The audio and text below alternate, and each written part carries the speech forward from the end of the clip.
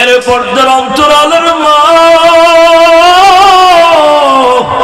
কিসের মায়ের পরিয়া দুনিয়ার রং তামাশায় মাতিয়া রয়েছ গো মা,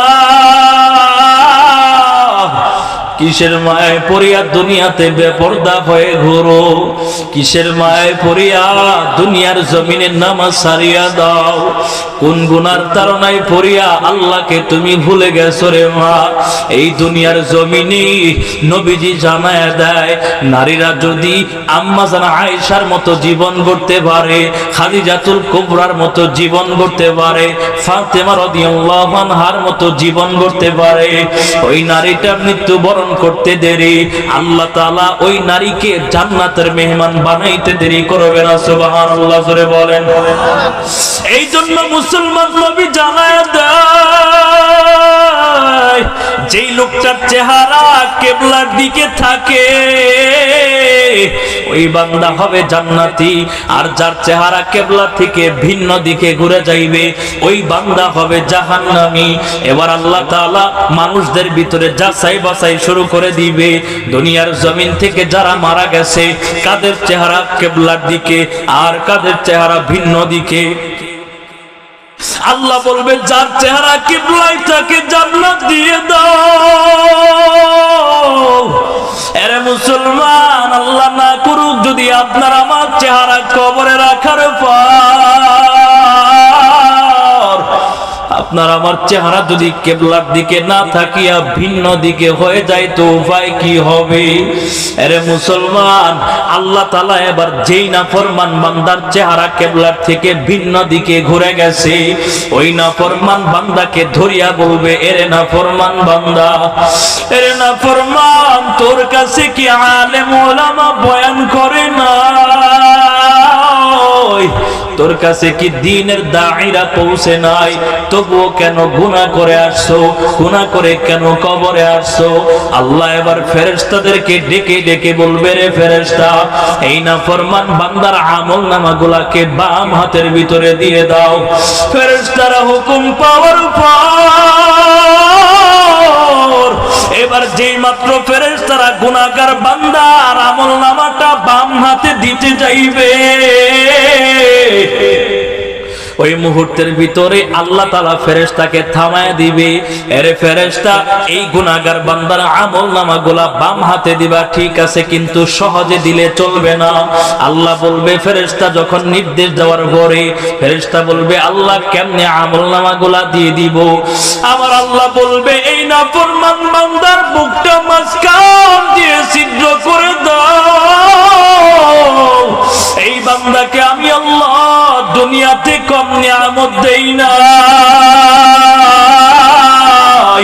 এই বান্দাকে আমি আল্লাহ চন্দ্র দিয়েছি নিয়ামত, আমি আল্লাহ তাকে সূর্য দিয়েছি নিয়ামত, আমি আল্লাহ তাকে দুইটা হাত দিয়েছি নিয়ামত, দুইটা চোখ দিয়েছি নিয়ামত, আমি আল্লাহ তাকে শ্বাস প্রশ্বাস দিয়েছি, এটাও নিয়ামত। আমি আল্লাহ তাদের জন্য গরম কাল দিলাম, গরমটা আবার এমন ভয়াবহ দেই না যে গরমের তাপটা আমার বান্দা সহ্য করতে পারবে না। আমি আল্লাহ তাদের জন্য শীত এবং ঠান্ডার ব্যবস্থা করে দিলাম। আমি আল্লাহ ঠান্ডা শীতকে এতটাও কঠিন দেই নাই যেই ঠান্ডা শীত আমার বান্দা সহ্য করতে পারবে না। এর বান্দা এত নিয়ামত পাওয়ার পর কেমনে গুনাহ করে আমি আল্লাহর কবরে আসছো? এবার নাফরমান বান্দার বুকটা মাঝখান দিয়ে ছিদ্র করা হবে। আল্লাহু আকবার। যেই মাত্র নাফরমান বান্দার বুকটা মাঝখান দিয়ে ছিদ্র করা হবে, ছিদ্র করিয়া পিঠে থেকে বাম হাতটা ঢুকায় দেওয়া হবে। এইভাবে বাম হাতটা বুকের ছিদ্র দিয়া ঢুকাইয়া পিঠের থেকে টান দিয়ে বের করা হবে। এই বান্দাগুলা হাউমাউ করে কাঁদবে আর ডেকে ডেকে বলবে, আল্লাহ, আল্লাহ, আযাব সহ্য করতে পারি না, আল্লাহ দয়া করে মায়া করে আল্লাহ আযাবটা বন্ধ করে দাও, সহ্য করতে পারি না। বান্দা এবার বলবে, আল্লাহ, তুমি না দয়া করে মায়া করে আমাকে এত যত্ন করে বানাইছো, ওরে আল্লাহ, এত দয়া করে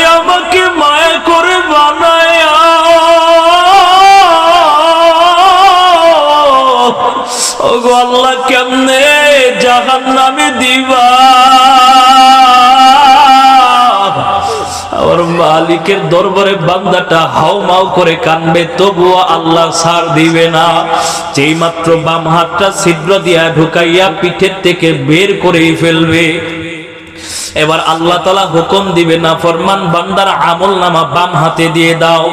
আপনারা বুঝে থাকলে বলেন, বাম হাতটা যদি পিঠের বুকের ছিদ্র দিয়া ঢুকায়া পিঠের থেকে বের করা হয়, হাতটা এখন সামনে না পিছনে? আর এই হাতের ভিতরে যদি আমলনামা দেওয়া হয়, আমলনামা সামনে না পিছনে? আমলনামাটা পিছনে চলে গেছে রে মুসলমান। আল্লাহ তাআলা বুকের ছিদ্র দিয়া বাম হাত ঢুকাইয়া পিঠের থেকে বের করার পর আমলনামাটা বাম হাতে দিয়া আল্লাহ বলবে, বান্দা ইকরা কিতাবাকা কাফা বিনাফসিকাল ইয়াওমা আলাইকা হাসিবা। আরে বান্দা পড়ে দেখ কোথায় কি করেছো লেখা আছে, কোন জায়গায় নামাজ ছেড়েছো লেখা আছে, কোন দিন ঘুষ খেয়েছো এটাও লেখা আছে, কোন দিন সুদ খেয়েছো লেখা আছে, কোন দিন অন্যের কাছ থেকে হক নষ্ট করেছো লেখা আছে, কোন দিন চুরি করেছো লেখা আছে, কোন দিন জিনা করেছো লেখা আছে, কত সময় নারীদের সাথে সময় ব্যয় করেছো লেখা আছে, কত টাকা সর্বদিক থেকে অবহেলায় কাটিয়েছো সবগুলা লেখা আছে, কোন দিন কত সময় বেপরদা হয়ে ঘুরেছো সবগুলা লেখা আছে। আমলনামাগুলা আল্লাহ তাআলা বলবে, রে নাফরমান বান্দা আমলনামাগুলা দেখ।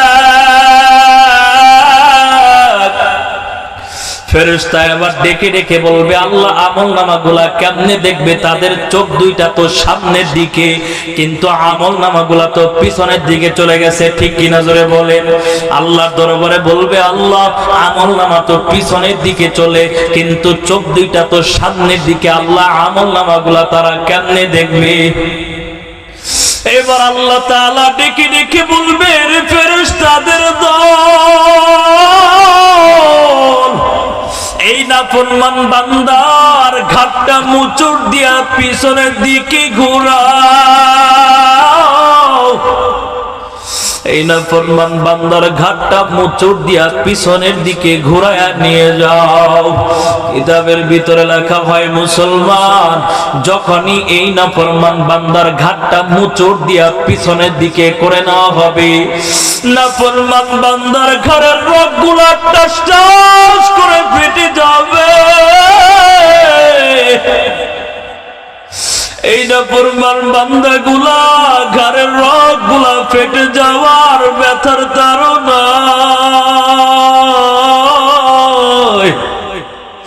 আমার মালিকের দরবারে ডেকে ডেকে বলবে, ওগো মালিক একটা বারের জন্য হলেও মাফ করে দাও, আল্লাহ আযাব সহ্য করতে পারি না, রব্বুল আলামিন আযাব সহ্য করতে পারি না। আমার আল্লাহ বলবে, রে নাফরমান বান্দা, আমি আল্লাহ তোরে দুনিয়ার জমিনে 40 বছর 50 বছর 60 70 কারো 100 বছর জীবন দিলাম, তুমি কেন এই সময়টা কাজে লাগাও নাই? মসজিদে যখন মুয়াজ্জিন আযান দিত, আমি আল্লাহ তাকায় দেখতাম অমুক বান্দাটা মসজিদের নামাজে গেত, কিন্তু তুমি নামাজে না যাইয়া বাজারের দিকে যাইতা।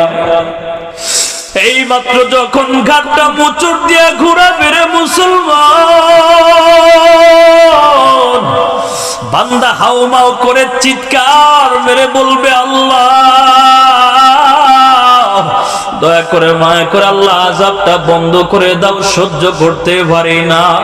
এই জন্য মুসলমান আল্লাহ তখন আযাব বন্ধ করবে না, কারণ আল্লাহ বলে, বান্দা দুনিয়ার জমিন থেকে মৃত্যুবরণ যদি করো মুমিন অবস্থায়, আমি আল্লাহ দয়া করব তোমার উপরে, কিন্তু যদি বেনামাজি আর গুনাহগার হইয়া কবরে যাও, ওই কবরের জগতে আমি আল্লাহর সাথে তোমার কোনো সম্পর্ক নাই, মায়াও করব না, দয়াও করব না, জাহান্নামে দিয়ে দিব।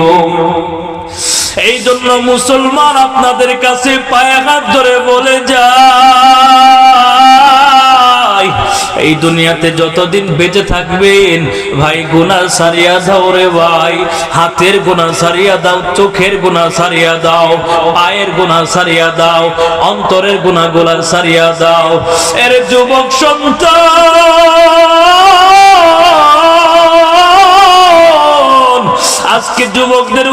মাহফিলের আয়োজন। এর যুবক সন্তান, তুমি একজন যুবক, আমিও তো একজন যুবক।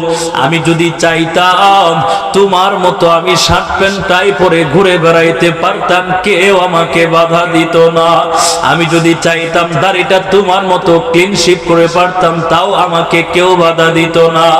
আমি যদি চাইতাম তোমার মতো ডিজে গান লাগায় নাচানাচি করতাম, কেউ আমাকে বাধা দিত না। কিন্তু যেই দিন থেকে শুনেছি আল্লাহ আযমের বড় ভয়, আল্লাহ বলে বান্দা যেই কান দ্বারা তুই গান শুনবা, যেই গান দ্বারা যেই কানের মাধ্যমে তুমি অকথ্য কথাগুলো শুনবা, ওই কানের ভিতরে আমি আল্লাহ গরম সীসাকে গলায়া, যেই কান দ্বারা গান শুনেছো ওই কানের ভিতরে আমি আল্লাহ উত্তপ্ত ওই গলানো সীসাগুলা তোমার কানের ভিতরে গলানো সীসাগুলা ঢোকায়া দিব, ঢেলে দিব। এই জন্য যুবক সন্তান পায়ে হাত ধরে বলে যায় গুনাহ ছাড়িয়া দাও। আরে মুসলমান, এই দুনিয়াতে যতদিন বেঁচে থাকবেন গুনাহ করবেন না, তওবা অবস্থায় মারা যাবেন, আল্লাহর দরবারে আজকেই তওবা করবেন। কখনো গুনাহ করবেন না, হাতের গুনাহ করবেন না, পায়ের গুনাহ করবেন না, চোখের গুনাহ করবেন না। আরে মুসলমান, গুনাহ মুক্ত জিন্দেগি গড়ার যদি নিয়ত হয়, আজকের এই মাহফিল থেকে যদি পবিত্র হইয়া বাড়িতে যাওয়ার নিয়ত হয়, তওবার নিয়তে খাঁটি অন্তর থেকে দুইটা হাত আমার আল্লাহকে দেখায়া দাও। রব্বুল আলামিন মাবুদ ইলাহি আল্লাহ,